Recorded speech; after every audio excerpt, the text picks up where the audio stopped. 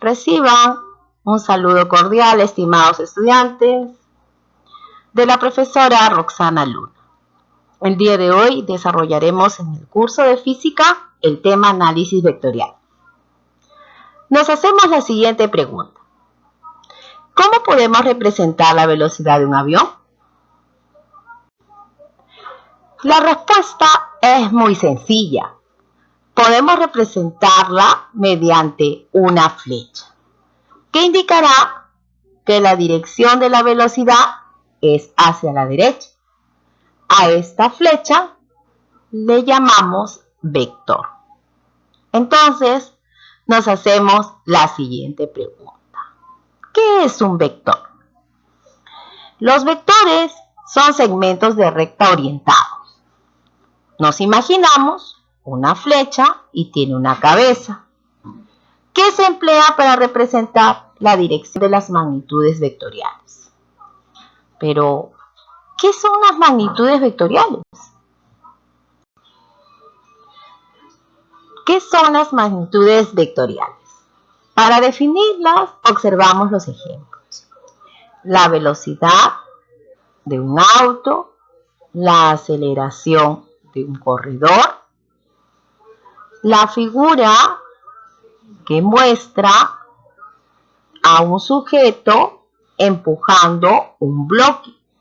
La fuerza que ejerce este sujeto la representamos mediante una flecha a la cual le llamamos vector. La cabeza de la flecha nos indica su sentido.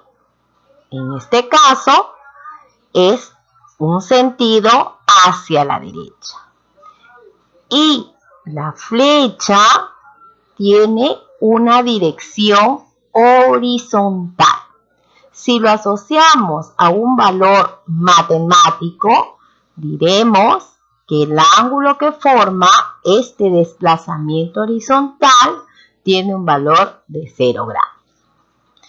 Con todos estos recursos podemos definir entonces una magnitud vectorial es toda representación que tiene un valor numérico, una unidad y una dirección.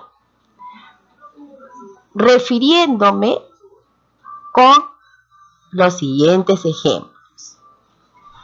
La velocidad del auto es de 60 kilómetros por hora.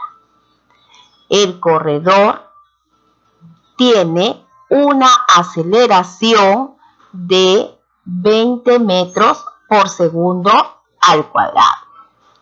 El sujeto desplaza el bloque con una fuerza de 80 newtons. Finalmente, podemos definir qué es un vector. Un vector es una representación gráfica mediante una flecha y se lee, en este caso, vector A.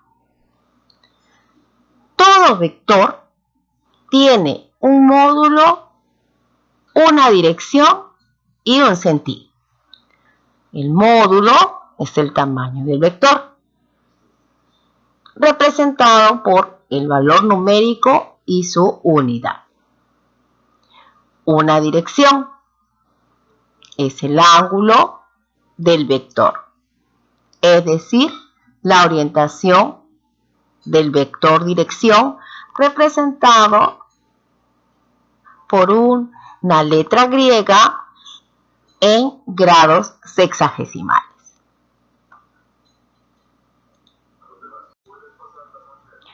Tipos de vectores. Los vectores pueden ser colineales. Se dicen que los vectores son colineales cuando se encuentran en una misma línea de acción. Vectores paralelos. Los vectores son paralelos cuyas líneas de acción son paralelas. Los vectores también pueden ser coplanares cuando pertenecen a un mismo plano. Concurrentes. Los vectores son concurrentes cuando la línea de acción converge en un mismo punto, al cual llamaremos punto de concurrencia.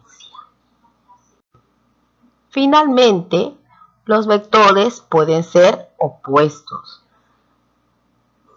Son vectores opuestos cuando tienen el mismo módulo, pero direcciones contrarias. Dos vectores, si van hacia una misma dirección, se suman, siendo la resultante la suma de sus módulos. Si dos vectores van en direcciones contrarias, se restan, siendo el módulo la diferencia de estos vectores. Por ejemplo, nos piden calcular el módulo de vector resultante. Observamos que dos vectores tienen un sentido hacia la izquierda y otro sentido hacia la derecha. Si nosotros queremos hallar el vector resultante, entonces sumaré los módulos. 6 más 3, 9. Y observo que el módulo del vector opuesto a estos dos es 2. Por lo tanto, lo voy a restar. Entonces, el vector resultante que se representa con una R mayúscula será 7. Y en este caso, 7. Para sumar dos o más vectores coplanares, vamos a utilizar el método del paralelogramo. Este método se usa cuando dos vectores forman un ángulo diferente de 0 entre sí. Tenemos en la DPT a tres vectores, el vector A, el vector B, el vector C, con diferentes direcciones y sentidos. Para hallar el vector resultante de manera gráfica, vamos a unir la cabeza de flecha de uno con el origen del otro. Y observamos que se ha formado una línea A, B y C. El vector resultante, que está representado con una flecha de color rojo, es la unión del origen del primer vector A con el último vector C. Este vendría a ser nuestro vector resultante, que cierra el polígono. Un segundo ejemplo, nos piden hallar el vector resultante en dos casos. Nos piden hallar el vector resultante de A con B y con C. Pero ¿qué observamos en este caso? Que se ha formado un polígono que ya está cerrado. En este caso, el vector resultante está representado por el valor 0. ¿Por qué? Porque la resultante es nula. En el segundo caso, tenemos otro polígono, pero a diferencia del anterior, debemos analizar cuál es el vector resultante. Tenemos al vector B, que le sigue el vector C y le sigue el vector D. ¿Cuál vendría a ser el vector resultante? Tenemos el vector resultante con una flecha roja que vendría a ser un vector igual a A. Por lo tanto, la resultante vendría a ser A más A, 2A. Para concluir la sesión, vamos a sumar los vectores, vector A, vector B Pero acá hay un caso particular. A y B están separados.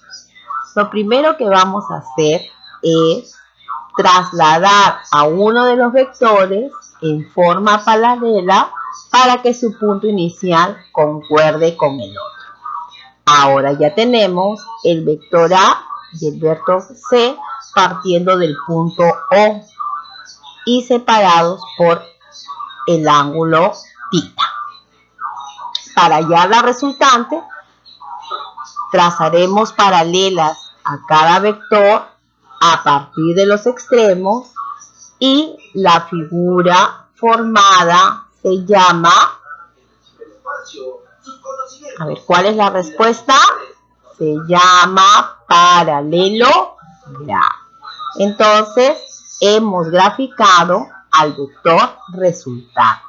Y también podemos calcularla aplicando la fórmula llamada la ley de cosenos. En la DPT anterior, nosotros hemos graficado el vector resultante aplicando el método del polígono. Ahora vamos a calcular cuál es el módulo, qué valor va a tener este vector resultante. Para ello vamos a aplicar la siguiente fórmula, la cual está representada por la raíz cuadrada del vector 1 al cuadrado con el vector 2 elevado al cuadrado más el doble producto de ambos vectores por el coseno del ángulo que los separa. Tenemos un ejemplo práctico donde nos piden hallar el módulo del vector resultante. Observamos el vector A, módulo 3, y el vector B, módulo 5. Y tenemos ahí que esos dos vectores están separados por un ángulo de 60 grados. Entonces representamos los módulos, en este caso 3 al cuadrado más 5 al cuadrado más el doble del módulo 3 por el módulo 5 y el valor del coseno de 60, que en este caso es 1 medio. Luego de resolver las operaciones, tenemos que esa suma es 49. Finalmente, el vector resultante es la raíz cuadrada de 49, que es 7. Pero ¿qué sucede? Que a veces los vectores no van a tener una separación en ángulos de 60 grados, también puede ser de 30, de 45, de 37. También se va a dar el caso particular cuando estos dos vectores están separados por un ángulo de 90 grados. En este caso los vectores se llaman vectores perpendiculares. Y aquí con la misma fórmula, pero va a quedar reducida porque el coseno del ángulo en 90 grados es 0, quedando como la raíz cuadrada de la suma de los cuadrados de los vectores. ¿Cómo llamamos esta relación en geometría? ¿Recuerdan, chicas? Chicos, le llamamos al famoso teorema de Pitágoras.